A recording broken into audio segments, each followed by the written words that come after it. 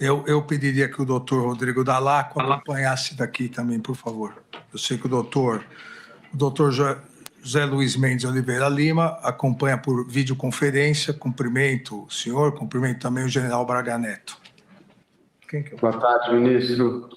Boa tarde, ministro. Boa tarde, ministro Fux. Boa tarde, procurador-geral. Não, é um homem. Não estou com telefone. Não? Nada a ver.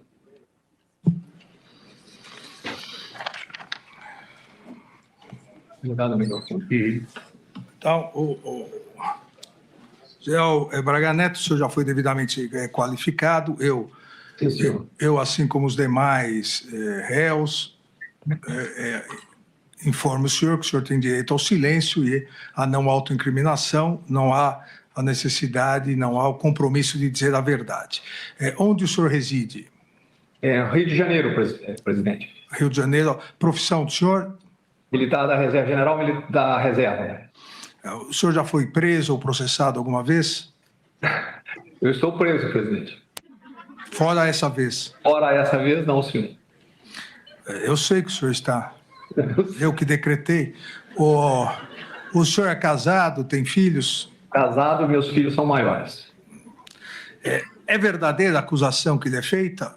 Não, senhor, não é verdadeira a acusação que me é feita. Não sendo verdadeira, e aqui eu até volto a insistir, essas são todas perguntas que o Código traz mais ou menos como obrigatórias para iniciar. Tem algum motivo particular que o senhor poderia atribuir essas acusações ao senhor? Desconheço. O senhor conhece as testemunhas já inquiridas? Conheço, sim, senhor. Tem alguma suspeição, impedimento a apontar em relação a elas? Não, senhor, nenhum. Então, vamos iniciar aqui as questões mais específicas. E eu inicio, general Braga Neto, eu inicio com a reunião ministerial de 5 de julho. E a minha primeira pergunta é exatamente essa. Por que o senhor estava presente? Porque o senhor havia se desincompatibilizado para poder ser candidato a vice-presidente. E era uma reunião ministerial. Por que o senhor estava presente? Presidente, eu estava encarregado de fazer o plano, eu já estava trabalhando no PL, estava encarregado de fazer o plano de governo, uma coisa que eu nunca tinha feito. E eu sempre visitava o presidente Bolsonaro, né? E quando eu cheguei lá, o presidente me convidou para assistir à reunião. Para mim era interessante porque eu poderia escutar as informações dos ministros. Talvez tivesse alguma coisa que interessasse para mim para um plano de governo.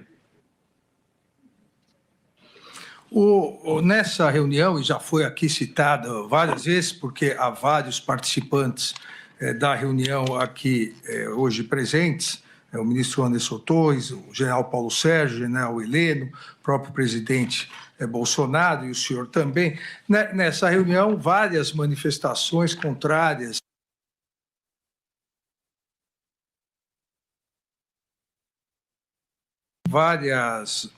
manifestações, não com críticas, porque crítica, todos podem ser criticados, mas dizendo que haveria fraudes, dizendo que a Justiça Eleitoral era conivente, que a Justiça Eleitoral tinha um lado, manifestações... Sem som. Melhorou, general? Não estou ouvindo, ministro. O senhor me ouve? Eu ouço bem. O senhor agora voltou. Então, deixa assim. Então, voltando à questão, várias manifestações dentro do que foi o raciocínio lógico da denúncia do Procurador-Geral da República, incentivando a desinformação contra as urnas eletrônicas, pretendendo deslegitimar a Justiça Eleitoral e o próprio resultado das eleições. E o senhor, nessa reunião, aos 51 minutos e 32 segundos, depois de várias manifestações nesse sentido, o senhor diz, entre aspas, senhores, só observar que saiu uma notícia agora dizendo o Fachin, que era o então presidente do Tribunal Superior Eleitoral, o Fachin dizendo que a auditoria não muda resultado da eleição. Não sei se os senhores já viram isso. Isso depois das manifestações, dizendo que algo precisaria ser feito, porque depois não seria possível, até o general Heleno hoje esclareceu a questão do VAR, né, que o VAR não muda jogo, e também, na sequência, o senhor diz, a auditoria não muda o resultado da eleição, está nos jornais, é só uma atenção. E ainda mais à frente, o senhor pede a palavra e diz ao presidente, pode falar, presidente? Aqui 1h26 e 30 segundos. Pode falar, presidente? No que o presidente responde, pode falar, quer falar? E o senhor diz, agora é aquela outra parte do movimento dos políticos, agora é aquela parte da reunião política. Daí o presidente diz, qual reunião? O senhor diz, de apresentar para eles, o presidente diz, fala aí. O senhor completa, de apresentar para eles o papel de cada um. Não, mas tem a transparência um pouco antes. É sobre eleições ainda? Pergunta o presidente. Não, agora é sobre eleições, mas é o planejamento. Então, na verdade, a reunião também serviria para isso. O senhor quer esclarecer a sua participação nessa reunião, por favor? Sim, senhor, sem problema. O assunto de urnas era um assunto que estava para todo lado, né? Toda hora falava. O ministro da Defesa, tinha dado uma explicação, estava prestando algum esclarecimento sobre a equipe dele que participava da ajuda no Tribunal Superior Eleitoral. E eu, por acaso, estava mexendo no telefone e a mensagem de jornal apareceu. Eu só chamei a atenção para o caso da mensagem de jornal. E a outro assunto é exatamente isso, porque eu queria provocar que os ministros falassem de suas ideias, de processos que iriam fazer no futuro, etc., para que eu pudesse alimentar o plano de governo, que era um plano de governo sequencial naquilo, num trabalho do que nós vimos fazendo de conservador, né, os valores conservadores, um plano liberal e voltado para o empreendedorismo dentro da linha do Paulo Guedes, do caminho da prosperidade. Era basicamente isso. Certo, general. Então vamos para um assunto que talvez seja, talvez não, me parece ser um dos mais importantes para o senhor, para ver se o senhor quer esclarecer a reunião na sua residência, a reunião no dia 12/11 de 2022.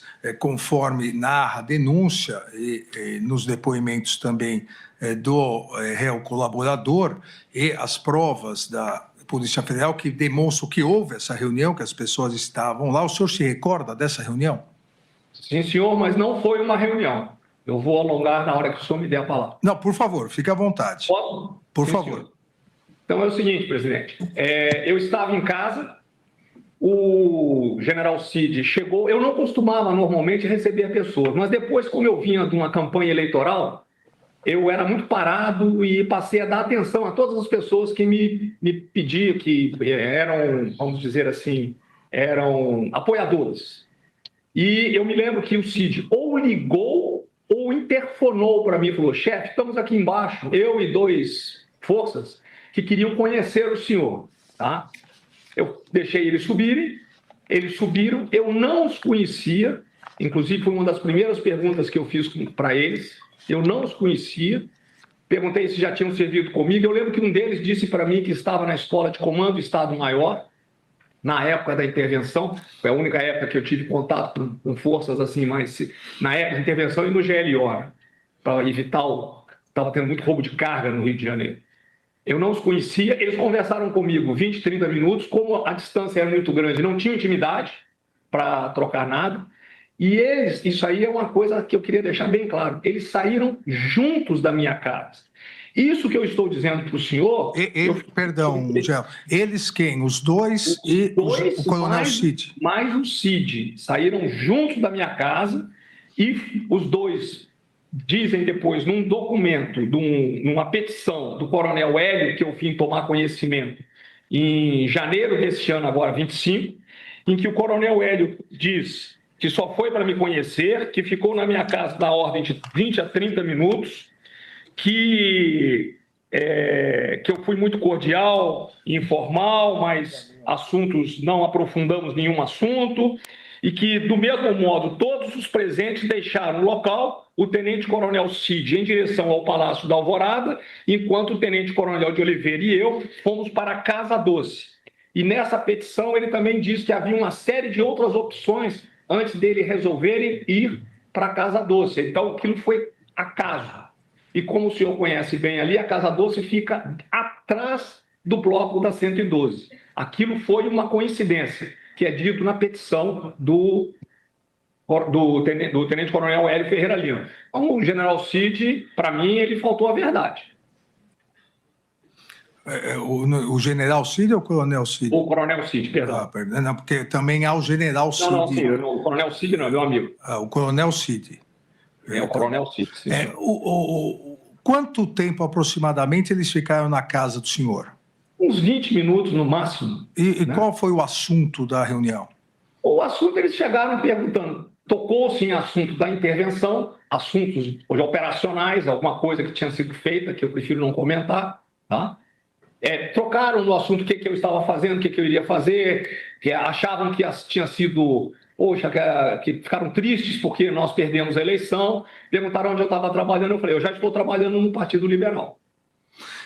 Foi genérico. Eles não tinham intimidade para entrar em assuntos detalhados, delicados comigo. Não tinham essa intimidade. Eles não chegaram a falar que pretendiam fazer alguma operação, algo não, assim? Senhor. Não, senhor. Não tocaram em assunto nenhum de operação.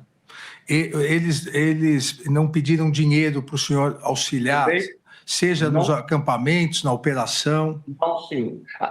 O senhor me permitir? Por favor. O que acontece com o dinheiro? O presidente Bolsonaro deu uma recomendação de não se pegar dinheiro vivo. Eu não tinha contato com financiadores. Como é que era feito? As pessoas queriam doar dinheiro para a campanha do presidente. Muitas não queriam doar para o partido. Então foi aberta uma conta para a campanha, para a nossa chave. Tá? Foi colocada uma pessoa. Quando nós íamos em algum lugar, era distribuído pelo político que organizava, porque quem conhece as pessoas do local são os políticos do local. Eles distribuíam um cartão que tinha sido feito pelo PL, e esse cartão tinha uma conta, e esse dinheiro entrava, e ele só saía de acordo com as normas previstas pelo Tribunal Superior Eleitoral.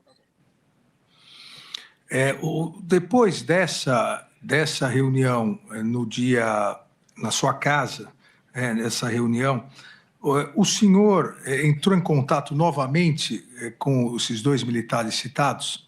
Nunca mais eu tive contato, eles não constam nem nos meus contatos telefônicos. Eu nunca mais tive contato, nem por telefone, nem por mensagem.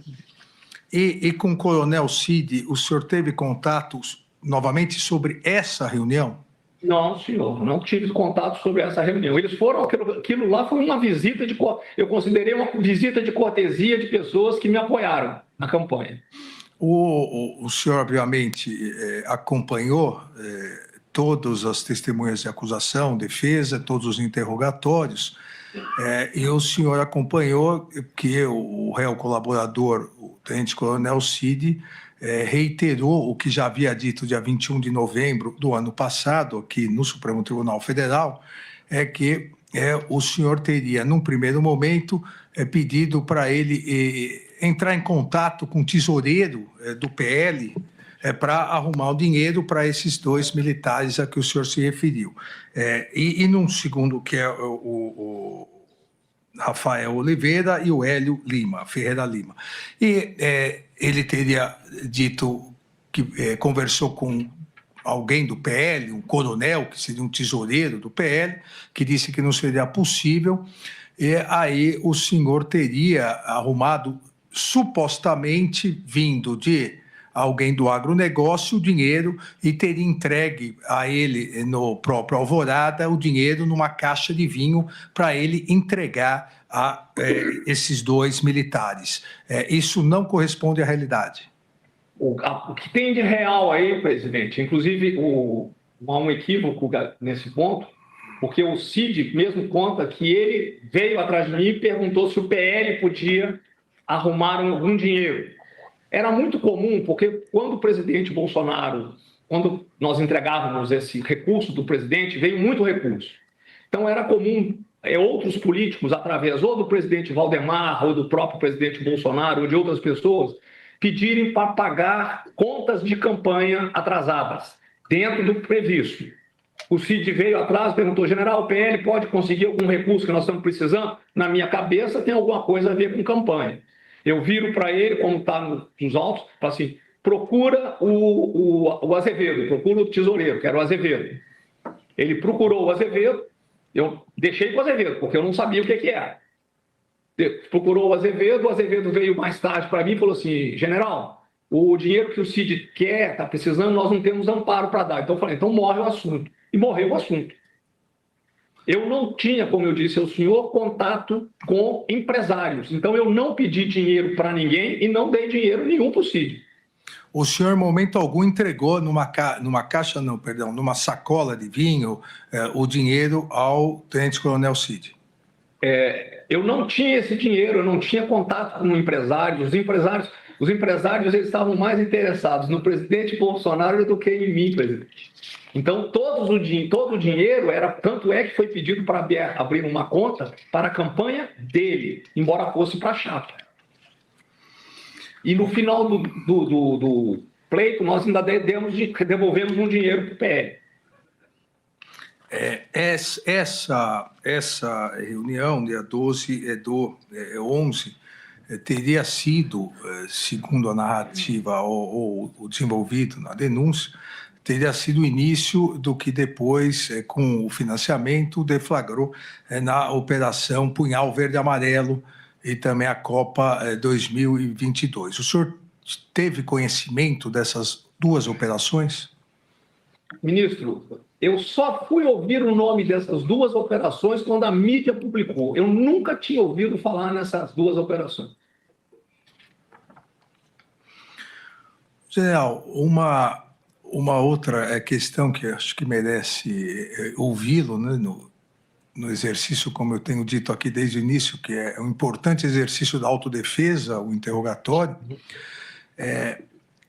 a partir do momento em que, segundo consta na denúncia, principalmente o comandante Freire Gomes não teria dado seu apoio ao golpe, à tentativa de romper o Estado Democrático de Direito, ele passou a ser atacado pelas redes sociais de maneira a pressioná-lo. E a apreensão de mensagens, onde uma mensagem do senhor, uma mensagem muito clara, diz: para sentar o pau nele, preservar o almirante Garnier, mas também criticar o brigadeiro Batista Júnior. O senhor se recorda dessa mensagem? Ministro, eu me recordo dessas mensagens que eu vi no inquérito, né? Mas essas mensagens no inquérito, elas estão fora de contexto, estão descontextualizadas. Eu não me lembro de ter enviado essa mensagem, tá? Eu não me lembro de eu ter feito essa mensagem. E por isso, uma coisa eu posso confirmar para o senhor com certeza: eu jamais ordenei ou coordenei ataques a nenhum dos chefes militares. Pelo contato que eu tinha com eles, se eu tivesse que falar alguma coisa, eu falaria pessoalmente com eles. E eu não tinha contato com eles. Eu não coordenei isso aí. O senhor recebeu mensagens no dia 7/12, que foi exatamente no dia da reunião que o presidente Bolsonaro teve com o então ministro da Defesa, general Paulo Sérgio, o comandante Freire Gomes e o almirante Garnier. O senhor recebeu uma mensagens que constam também nos autos, do capitão Sérgio Rocha Cordeiro, e trocou mensagens com ele. Então, seria uma conversa, eu vou ler aqui. Força, Cordeiro. Porra, parece que tem uma reunião importante aí no Alvorada agora. Mostra esse vídeo para o comandante. Bota essa para todo mundo ver. Cara, minha história é marcada por momentos como esse que a gente que a gente está vivendo. E uma mensagem dele enviada para o senhor: Força General. General, está havendo uma reunião importante, eu acredito. E acredito que o senhor esteja presente. Ele também mandando para o senhor. O Mário Fernandes mandando para o Cordeiro, Sérgio Rocha Cordeiro, a primeira mensagem, e o Mário Fernandes mandando para o senhor essa segunda mensagem, no mesmo dia em que estaria ocorrendo a reunião. O senhor se recorda de ter recebido essa segunda mensagem? Eu repito: Força General. General, está havendo uma reunião importante agora no Alvorada, eu acredito. E acredito que o senhor esteja presente. Se recorda, não? Eu não me recordo, eu não me recordo de ter visto, de ter lido a mensagem, de ter visto a mensagem ou ouvido. Era vídeo? Era áudio, presidente? Não, era mensagem de WhatsApp. De WhatsApp. O que eu me lembro, eu não respondi essa mensagem dele. Eu dei uma olhada assim e não me lembro. Não, eu tenho certeza que eu não respondi. Nem tomei conhecimento. Certo. Há um vídeo também que circulou nas redes sociais. No final do ano, o senhor compareceu ao acampamento. Não era acampamento, o senhor estaria saindo do palácio, no cercadinho, no conhecido então como cercadinho, e teria dado declarações quando os populares chegaram até o senhor, teria dado declarações: não acabou, calma, fiquem tranquilos. O senhor gostaria de esclarecer esse vídeo que acabou viralizando, né, nas redes sociais? Isso aí é até bom, presidente, para ficar bem claro isso aí. Eu não costumava parar ali na frente do palácio, porque normalmente tinha muita gente. O próprio presidente tinha me falado para mim para tomar cuidado para não parar ali. Naquele dia tinha pouca gente, tinha uma senhora na chuva com uma criança chorando, fazendo sinal para mim, pedindo para parar para tirar uma foto comigo. Quando eu parei ao lado da senhora, ela começou a chorar, né? Eu até abraço a senhora, eu estava até com uma bala na boca, eu lembro desse vídeo, estava com a bala na boca. Ela chorando, eu falei: minha senhora, eu falo, vamos ter fé para ela, normal, né? E eu falo assim: não, tem alguma coisa aí, só não posso falar o que é. É porque eu sabia que o PL ia entrar com aquele documento no Tribunal Superior Eleitoral. E eu achei que aquilo poderia render alguma coisa. Eu não me lembro exatamente se eram 3 ou 2 dias. E eu não podia dizer para ela: não, fica tranquila, porque o PL vai entrar, porque vai que o PL resolve não entrar com o documento. Então, foi exatamente por causa disso que eu disse para ela: vamos ter fé que vem alguma coisa aí, vamos ver o que dá. As datas, o senhor vai ver que foi logo depois que entrou com o documento. Pois não. Há ainda uma outra troca de mensagens no dia 14/12.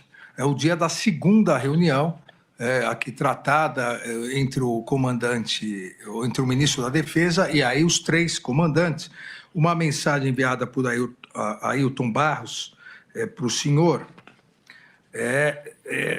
que encaminhou outra mensagem que teria recebido, na verdade, é o encaminhamento de uma mensagem que ele faz ao senhor, que o senhor teria recebido de Forças Especiais, e nos autos a captura da tela do celular do senhor. Ele remete uma mensagem, ele encaminha uma mensagem que ele recebeu. Cada vez mais a nação brasileira precisa de você e exige o seu posicionamento. Que de preto é apoiar o governo, visto que são instituições de Estado. É exatamente o enfoque. Precisamos salvar o nosso Estado democrático de direito. Qual é a dúvida? Qual é o receio? Ou você toma uma atitude de patriota, urgentemente, ou todos nós, militares, amargaremos pelo resto de nossas vidas a marca da desonra, da covardia e de sermos considerados traidores da pátria, mesmo honrando o glorioso exército de Caxias ao longo de toda a nossa história. Então, aqui é essa mensagem, o Ailton Barros reencaminha para o senhor, aquelas mensagens que são reencaminhadas.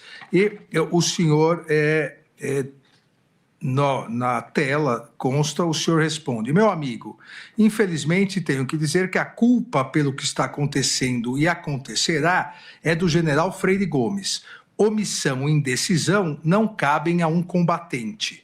Ao que ele responde: então vamos continuar na pressão, e se isso se confirmar, vamos oferecer a cabeça dele aos leões. e vem a sua resposta. Oferece a cabeça dele, cagão. O senhor se recorda dessa? Presidente, eu não me recordo especificamente das mensagens e eu lembro de alguns dos prints, mas como eu disse ao senhor, os prints eles estão desconexos, né, porque ele não traz a sequência toda da conversa. O que eu volto a afirmar ao senhor é o seguinte: eu nunca determinei nem coordenei nenhum tipo de ataque contra o Freire Gomes, nem contra o Batista Júnior, nem contra o Garnier, nem contra ninguém. Também estaria fora dessa sequência do senhor o que a Procuradoria indica que o senhor tentou também pressionar o então comandante do Sudeste, na verdade, pedindo que pressionasse o então comandante do Sudeste, hoje comandante do Exército, o general Tomás, também numa mensagem que estava no seu celular, dizendo: o Tomás foi no VB, o ex-comandante Vilas Boas, ontem. E aí, acredite, ele deu uma mijada no VB e na CIDA. Terminou dizendo que os dois serão prejudicados com as intervenções sem noção que estão fazendo. Na saída, ele resolveu abrir o jogo e falar mal de todo a ser, principalmente do Teófilo, do Barata. Parece até que ele é PT desde pequenininho. E aí continua. O senhor se recorda dessa mensagem também? Eu disse para o senhor, essas mensagens, como elas são prints, estão desconexas, e eu digo para o senhor o seguinte: eu não escrevi essa mensagem. Eu nunca escrevi essa mensagem. Primeiro que eu conheço o Teófilo Tomás. Eu sei que o Tomás, na realidade, ele tem uma ligação muito forte com o presidente Fernando Henrique. Não tem nada de PT, não tem nada disso, tá? As mensagens, elas estão desconexas e não tem a conversação para saber se aquilo que eu encaminhei. Eu tinha mania, às vezes, da pessoa me perguntar alguma coisa, eu copiar uma mensagem e mandar a mensagem que eu tinha recebido, entendeu? Para me livrar daquilo ali.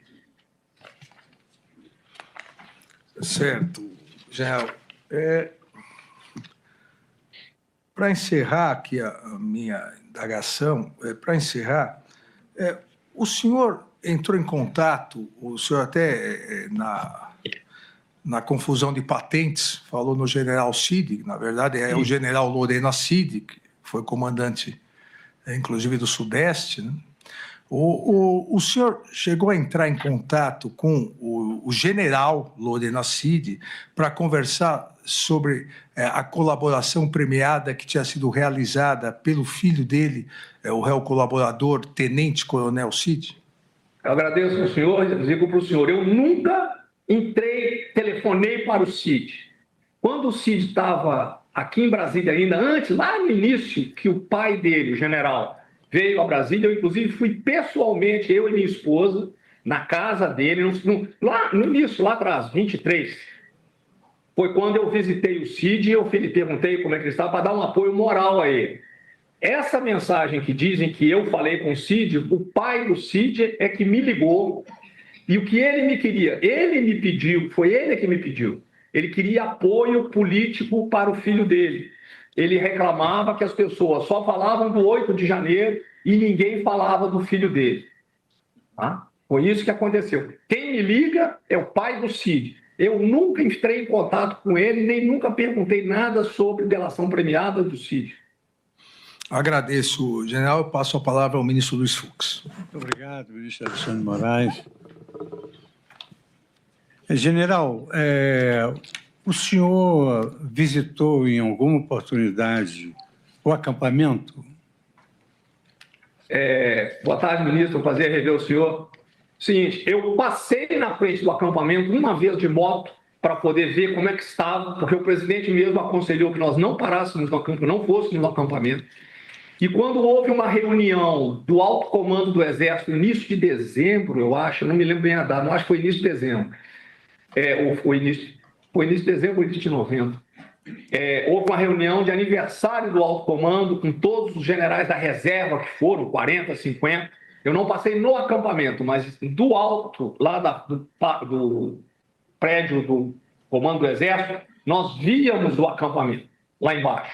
Foi as únicas vezes que eu fiz. E eu passei uma vez de moto ali para ver, para ter uma ideia, porque todo mundo falava, mas não parei. General, com o volume de pessoas naquele acampamento, era previsível que houvesse essa insurreição que ocorreu no dia 8 de janeiro? Presidente, as informações que eu recebia do acampamento, assim, as informações que eu digo com as pessoas que eu encontrava, com a própria dona Cida, que às vezes frequentava o acampamento, e que o pessoal comentava, na própria igreja lá, o pessoal tinha gente que ia no acampamento, era que era um lugar pacífico, né? Que tinha inclusive igrejas, tinha tudo. Eu nunca imaginei que aquilo ali ia continuar. Eu, inclusive, não entendi por que o Exército, quando começamos a ver, nós vimos que tínhamos que desmobilizar, não começou a convidar as pessoas para irem embora, entendeu? Para poder liberar, porque o presidente foi embora para os Estados Unidos, eu viajei também, não tinha mais nada ali. Pois não. General, alguém assinou esse plano verde-amarelo, esse punhal verde-amarelo? Eu desconheço esse plano, nunca vi esse plano. Satisfeito. Agradeço, ministro Luiz Fux. Passo a palavra ao procurador-geral. Obrigado, ministro relator. Eu saúdo o general e os seus ilustres advogados. E a minha indagação, senhor presidente, é o seguinte: nas buscas e apreensões que foram realizadas na sede do Partido Liberal, foi encontrada na mesa do assessor do general que está sob interrogatório, o assessor dele chamado Coronel Flávio Botelho Peregrino, uma pasta com o nome Memórias Importantes. E nessa pasta continha um esboço da denominada Operação 142. Esse documento aludia ao artigo 142 da Constituição e traçava uma estratégia de ofensivas contra o Supremo Tribunal Federal. Mencionava um decreto presidencial de ruptura com a normalidade democrática e falava em controle da narrativa midiática. O plano previa ações como anulação das eleições, prorrogação dos mandatos, substituição de todo o TSE e preparação de novas eleições. E, no final, o documento estabelecia: Lula não sobe a rampa. Esse foi arquivado numa pasta com esse nome em memória importante. Eu gostaria de saber do general se ele tem algo a dizer sobre esse documento. Por favor, general. O Peregrino, ele era um assessor meu voltado basicamente para a comunicação social e ele fazia media training para mim e tudo mais. Ele nunca me apresentou esse documento, eu vi o documento, eu vi o esboço, aquele é um pedaço de papel com um desenho escrito. Eu vi quando eu tive acesso ao inquérito, mas o Peregrino nunca me apresentou aquilo, nem tocou no assunto. Mas ele era encarregado de fazer qualquer possibilidade de arguição que eu tivesse, ele me preparava para a mídia 3. É só, presidente. Muito obrigado. Agradeço ao Procurador-Geral da República. Eu passo a palavra ao doutor Jair Alves Pereira, advogado do réu colaborador. Sem perguntas, ministro. Obrigado. Agradeço. Então, eu passo a palavra aos advogados do depoente. Eu passo a palavra inicialmente ao doutor José Luiz Mendes Oliveira Lima. Boa tarde, ministro Alexandre de Moraes. Boa tarde. Boa tarde, ministro Luiz Fux. Boa tarde, doutor Paulo Gonet, senhores servidores da Justiça, eminentes advogados. Boa tarde, general Braga Neto. Boa tarde. No ano de 2021, Sim. foi instituída a Comissão de Transparência Eleitoral. As Forças Armadas naquela oportunidade foram representadas pelo general da divisão Éder Garcia Portela. Sim. Durante as eleições de 22, essa comissão fez um relatório de fiscalização do sistema eletrônico. O senhor teve ciência desse relatório, general?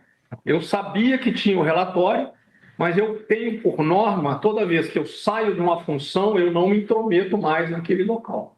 Isso aí era uma função relativa ao novo ministro da Defesa. Eu tomei ciência que havia o relatório, aquela ciência que sai na mídia só. Em novembro de 22, general, o senhor recebeu do Mauro Cid um documento nominado. Sim. Bolsonaro Minuto Defesa 0611, semifinal. endereçado ao então ministro da Defesa, general Paulo Sérgio Nogueira de Oliveira. Esse documento aponta supostas fraudes nas urnas eletrônicas. O senhor participou, objetivamente, da elaboração desse documento? Eu, para ser sincero, eu tinha muito documento que eu recebia muita mensagem. Então, eu não me lembro nem de ter recebido esse documento. Tá? Não me lembro de ter recebido e não participei essas reuniões que tratavam sobre questões de urnas eletrônicas, eu não participava delas. E por que o Mauro Cid teria encaminhado isso ao senhor?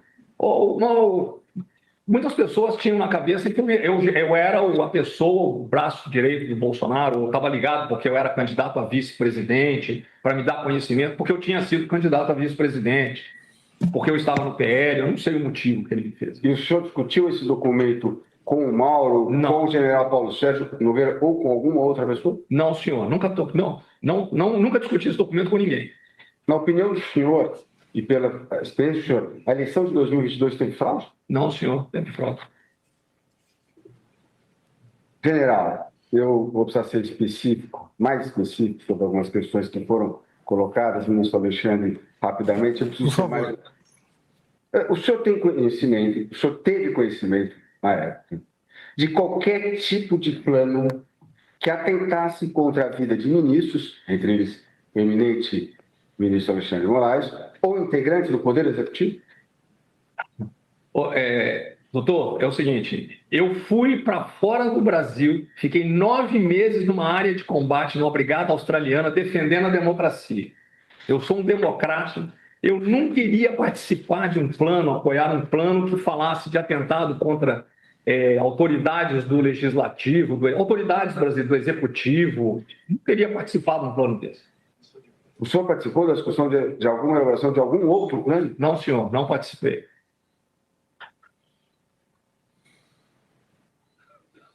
O senhor participou de alguma discussão? O senhor se manifestou em algum momento a favor de uma intervenção militar em 2022? Nunca.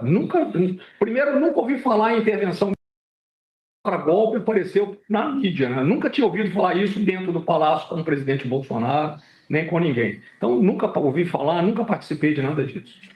Respondendo a uma indagação, agora mudando do tema, falando da reunião na sua casa. Sim. Respondendo a uma indagação do eminente relator, quando o senhor fala do diálogo com as pessoas que foram até a sua casa, o senhor fala assim, olha, eu falei até de intervenção. Mas para ficar claro, essa intervenção, quando o senhor mencionar o eminente relator, é a intervenção no Rio de Janeiro? Sim, a intervenção militar, porque as pessoas, os FS que trabalharam comigo na intervenção, né? Normalmente eu só tinha contato com o comandante do batalhão, é claro, não falava com eles. Mas os FS tinham uma certa, vamos dizer assim, um respeito muito grande por mim. Então é a intervenção na segurança pública do Rio de Janeiro. O senhor assistiu ontem o interrogatório do tenente-coronel, do réu relator Mauro Cid. Para você ficar bem claro, ele disse que ele ficou 15 ou 20 minutos na sua casa e que depois ele saiu. Para ser bem claro, o senhor disse que ele ficou todo o tempo na sua casa?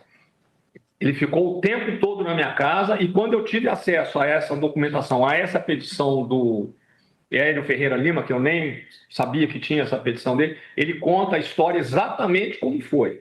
Eles chegaram, subiram, não me conheciam, queriam me conhecer por eu ser uma pessoa de certo renome, falaram amenidades, porque a distância era muito grande, eu os recebi muito bem, e saíram os 3 juntos, sendo que ele diz que ele e o outro foram, não esqueço até o nome do outro menino, foram para o Casa Doce, e o Cid tinha falado que tinha voltado para o Planalto. Então ele faltou com a verdade. Ele faltou com a verdade. Tem um trecho, general, quando o colaborador presta depoimento no Supremo Tribunal Federal, em 21 de novembro de 24, ele afirma o seguinte: De Oliveira já conhecia o general Braga Neto anteriormente. Parece que já tinha servido com ele no Rio, na intervenção, né? Com o trabalho de forças especiais. Tinha uma ligação muito próxima ao general. Está na peça 77, né? Página 623 da PET 11767. O senhor, de fato, tinha uma ligação muito estreita, muito próxima ao Major de Oliveira. É verdade essa afirmação? Não é verdade. Quando as forças especiais chegaram no Rio, eles tiveram em 2 etapas. Primeiro num GLO, ficaram 6 meses comigo lá, e depois na intervenção durante 1 ano. O meu contato com eles era só com os comandantes, tá? Eu não tinha contato com a tropa e com os operadores especiais. Se ele estava, eu nem sabia disso. Se ele estava nas operações lá de baixo, ele não teve contato comigo lá na intervenção, pessoal. Também o réu colaborador, portanto, ele faltou com a verdade nessa afirmação, é isso? Não é verdade. Sim. O réu colaborador disse ainda, a respeito dessa reunião realizada na casa do senhor, aspas, começaram a surgir algumas ideias. Não, vamos mobilizar os caminhoneiros, parar o país. Não, vamos bloquear estradas. Então, ideias que podiam ser feitas para... Quando entrou no nível de ideias, o general Braga Neto interrompeu e falou assim, não, Cid, não, o Cid não pode participar. Tire o Cid, porque ele é próximo ao Bolsonaro. Essa afirmação... Falso. É falso? Isso é falso. Como é que eu vou discutir um assunto desse com 2 pessoas que eu não conheço?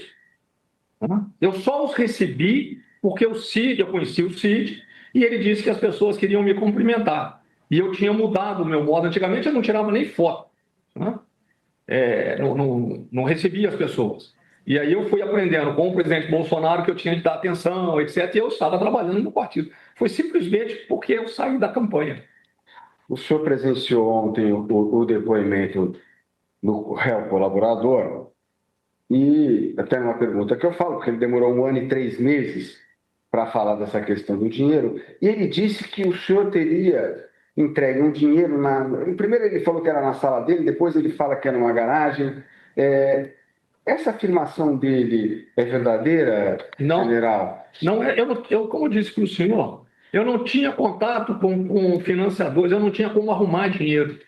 Então, essa não é verdade, eu não dei dinheiro para ninguém. Independentemente de o senhor ser ou Não é verdade. responsável por dinheiro, a pergunta é objetiva. O senhor, em algum momento, entregou dinheiro para o coronel Cid? Não. O tema agora vai ser a representação eleitoral para a verificação extraordinária apresentada pelo Partido Liberal Sim, sim. em 22 de novembro de 2022. O senhor teve alguma participação na produção do material por parte do PL? Não, senhor, não tive nenhuma participação. Quando terminou a eleição, eu passei a me dedicar eu fui trabalhar para o PL e para mim tudo era novidade. E o partido passou a ser o maior partido do país, então eu passei a estudar os partidos para poder organizar e alinhar o partido, já que o presidente Bolsonaro ia ser o presidente de honra, com o nosso plano de governo, a documentação do partido, fazia sugestões ao presidente Valdemar, eu ia no presidente Valdemar para saber como é que nós iríamos fazer esse trabalho todo, e trabalhar também os movimentos, porque eu comentei com o presidente e conversei com o pessoal, que nós tínhamos de nos focar nas eleições para prefeitos e vereadores. O senhor tinha conhecimento do conteúdo dessa representação eleitoral? Não, eu sabia que ia sair a representação, mas eu nunca li o documento, nunca vi o documento. O senhor assinou algum documento referente a esse recurso, uma procuração, uma petição? Não que eu me lembro, não. O senhor sabe dizer o motivo, general, pelo o nome do senhor constar nesse recurso? Eu acredito que é porque é a chapa que entra, então meu nome aparece porque a chapa éramos eu e o presidente.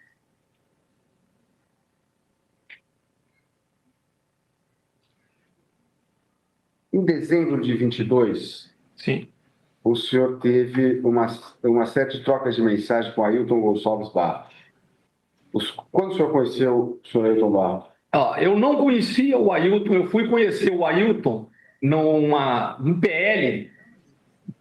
Tinham alguns candidatos lá do Rio de Janeiro que vieram e me chamaram para poder tirar foto com os candidatos. Foi quando eu conheci o Ailton. Eu conheci o Ailton de nome no Exército, porque ele tinha sido excluído do Exército. E como é que ele consegue o seu WhatsApp?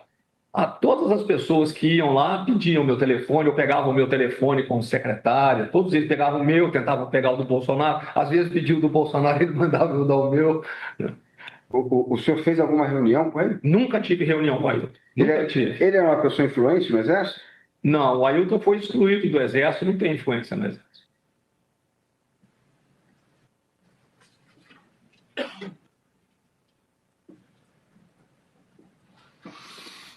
O já explicou sobre aquela mensagem. Só um minuto. Fica à vontade, doutor. Que várias já foram feitas, eu não quero tomar mais o tempo de Vossa Excelência.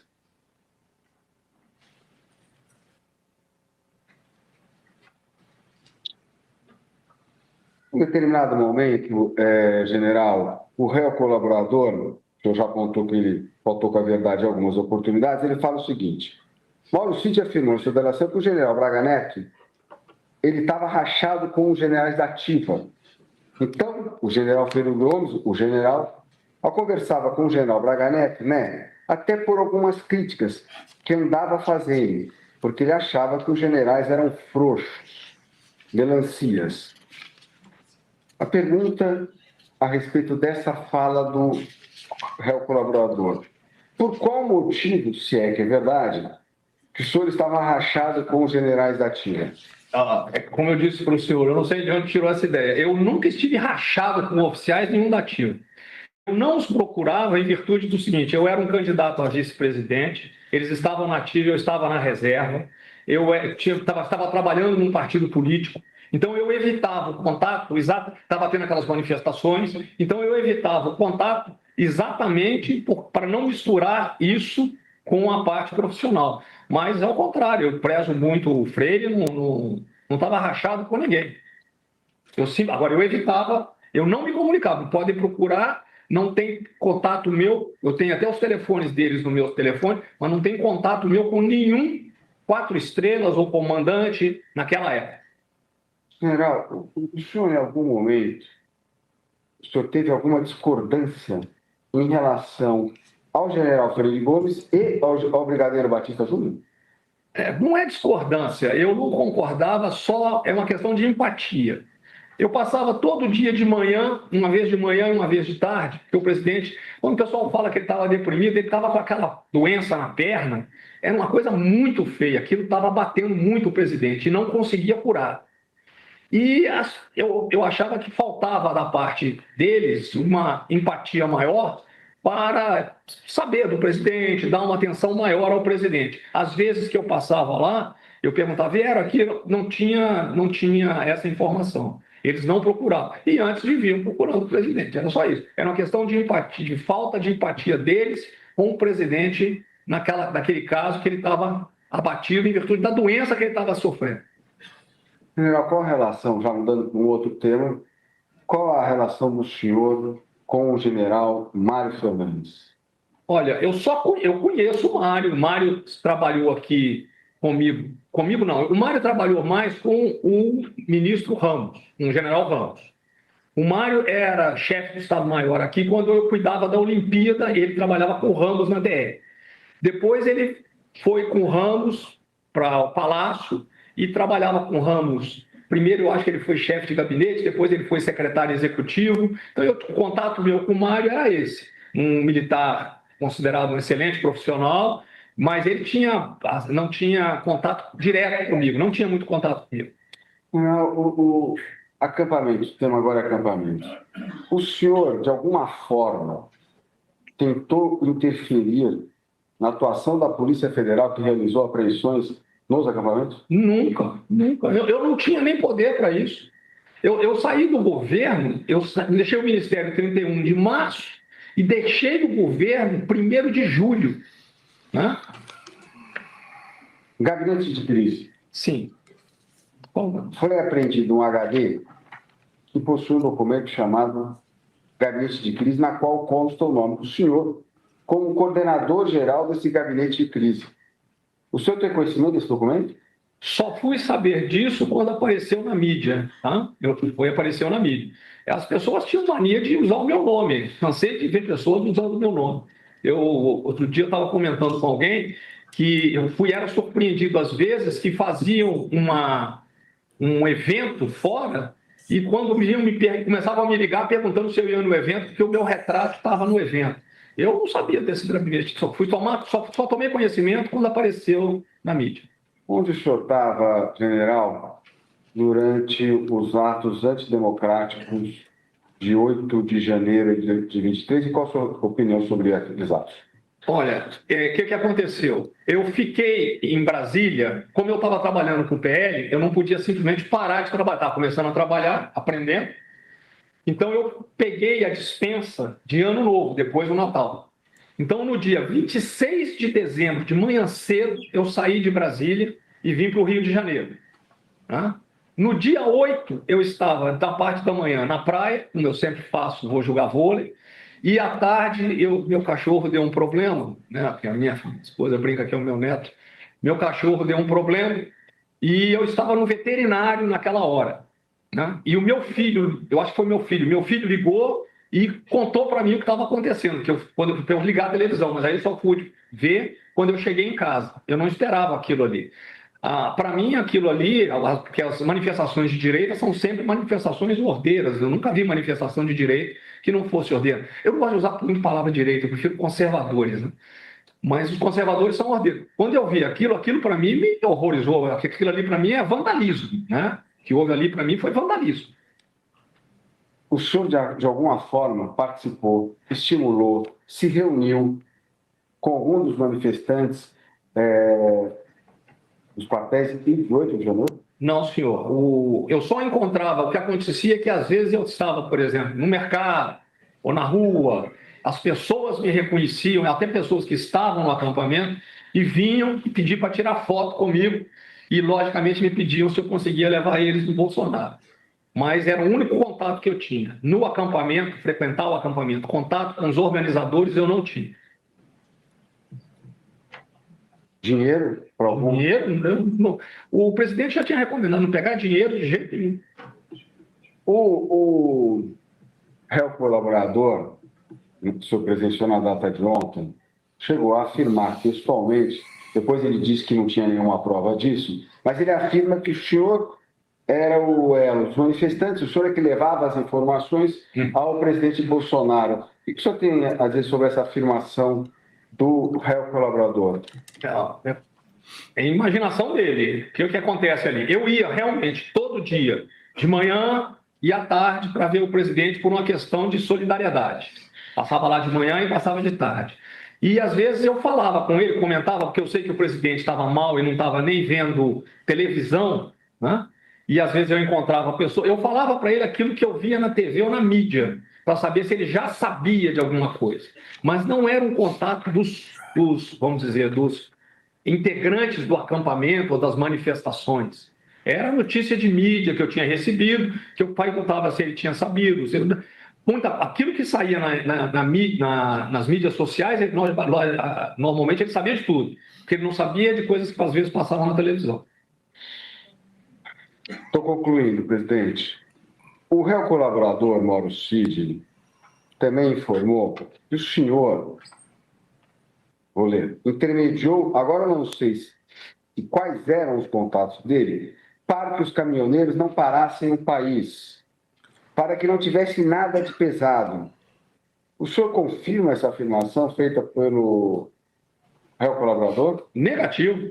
O próprio presidente já disse que quem fez a mensagem para os caminhoneiros foi ele. Eu não tinha contato com essas pessoas, não. Não sabiam nem quem eram os integrantes desses caminhoneiros.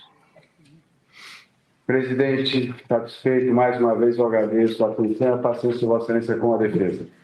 Não, eu agradeço, doutor José Luiz Mendes de Oliveira Lima.